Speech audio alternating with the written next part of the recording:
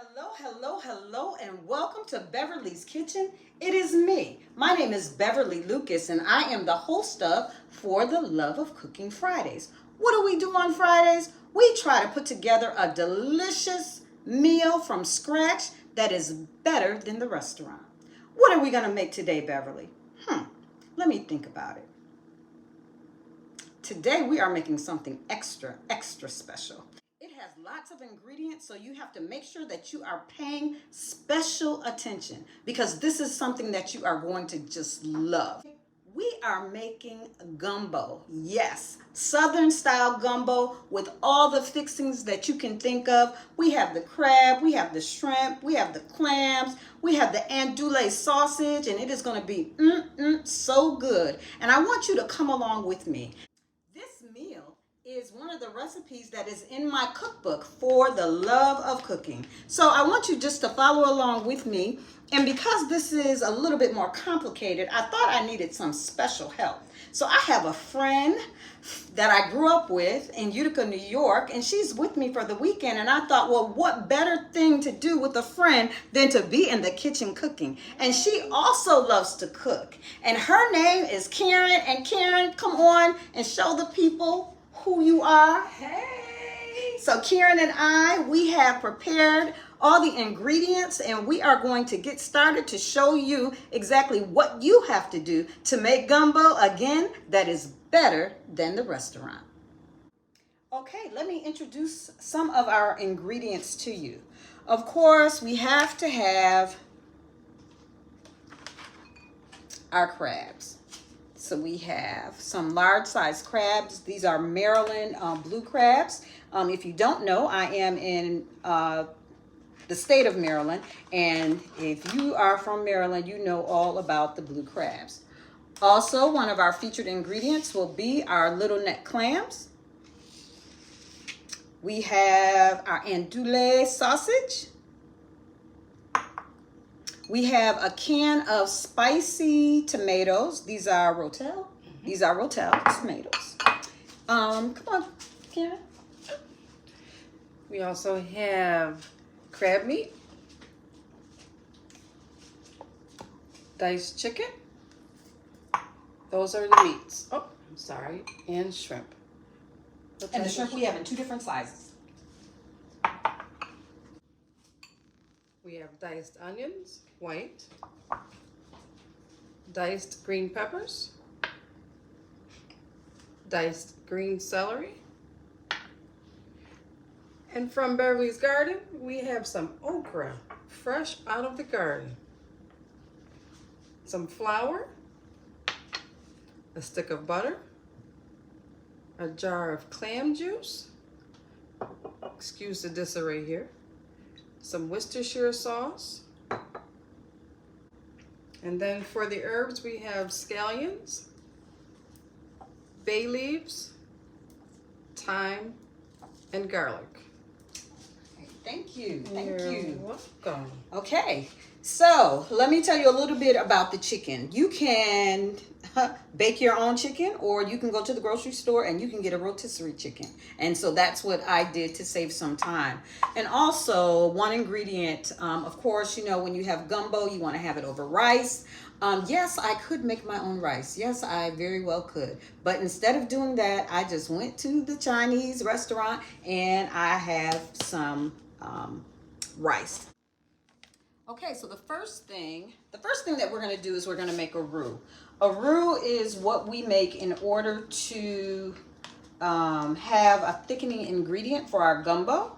It's usually made with equal parts of butter and oil, or equal parts of butter and flour, or you can use oil and flour. Now, I've used oil in the past, and that's just what it tastes like, oil. So we have butter, and I'm using this butter. It's called Kerrygold butter. I'm in a food group, and they just say this is the best butter, so I'm using this one. And this one is a garlic herb butter, and this is from Ireland. And a roux takes a while, so we're going to mix it and mix it and mix it until the color turns to a caramel. And we'll let you see exactly what that looks like. Okay, so what I've done is I've melted down the stick of butter, and I'm going to add a half a cup of flour so that the portions are equal. 1 stick of butter is a half a cup. I'm going to stir this in, adding a little at a time. I use the back of the spoon. Do you normally use the back of the spoon? And make sure that the flour is dissolved. You put in too much at a time, it may get clumpy. Okay, while Karen is working on the roux, I have been cleaning our blue crabs. So I had 3 large blue crabs, and what I did was I just opened them up, cleaned out the gills, and just washed them out, washed the shells, and split them in half so that when we put them in the gumbo, what will happen is the juice of the gumbo will seep into the meat of the crab. And you know, the crab is already cooked, so it's just a matter of just cleaning, making it easier for those who will be eating it. We love some crabs in Maryland, let me tell you. So what I'm going to do now is I'm going to cook our andouille sausage. We have just about 2 links here because we're not making the full recipe. We're making about half the recipe just for the 2 of us to have at least 2 servings apiece. All right, so I'm going to just put it on a pot, and when it's done cooking, I'm going to cook it on both sides until it has a little crust on it. Then I'm going to add the trinity. What is the trinity? The trinity is onions, peppers, and celery. Okay, the roux is coming along. My sous chef today is doing an excellent job. This smells amazing.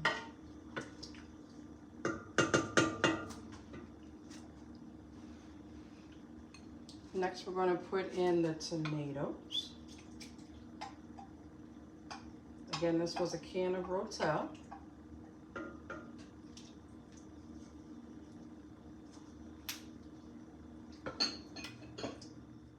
Okay, so everything is looking really good.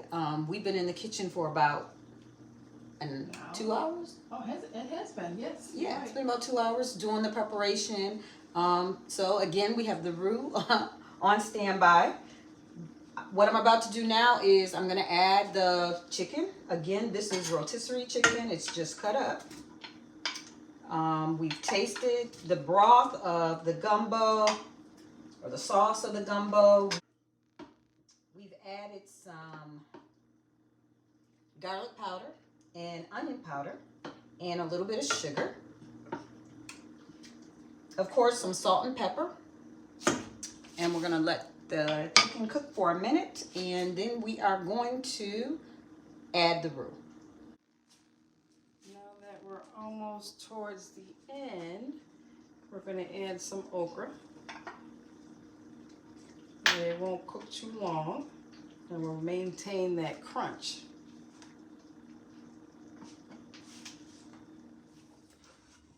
Okay, I am adding the roux.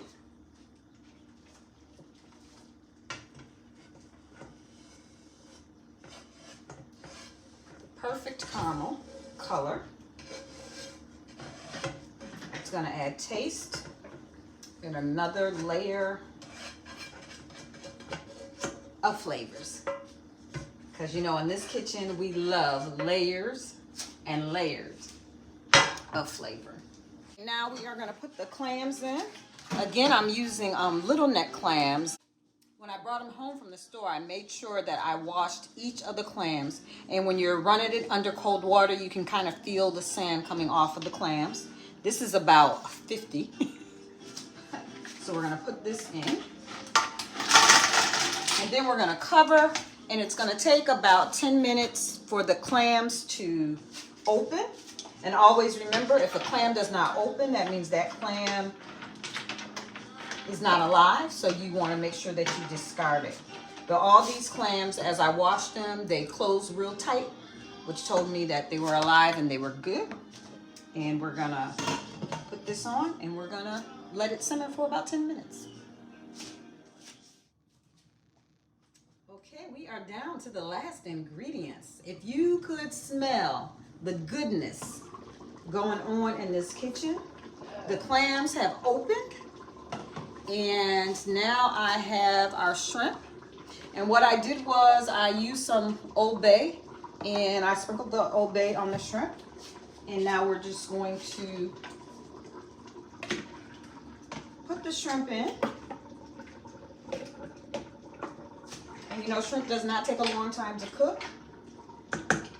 Maybe 5 minutes, 6 minutes, but we will know because it will turn pink. And we are also going to add in our crab legs so it can soak up some of the sauce of the gumbo.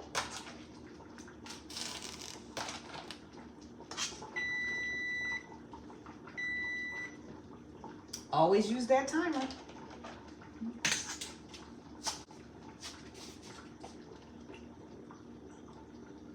This is full.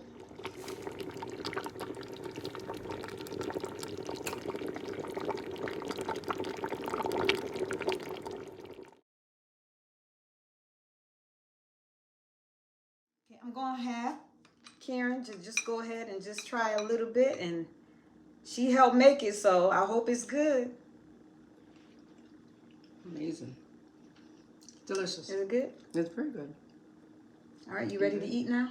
I'm starving, yes.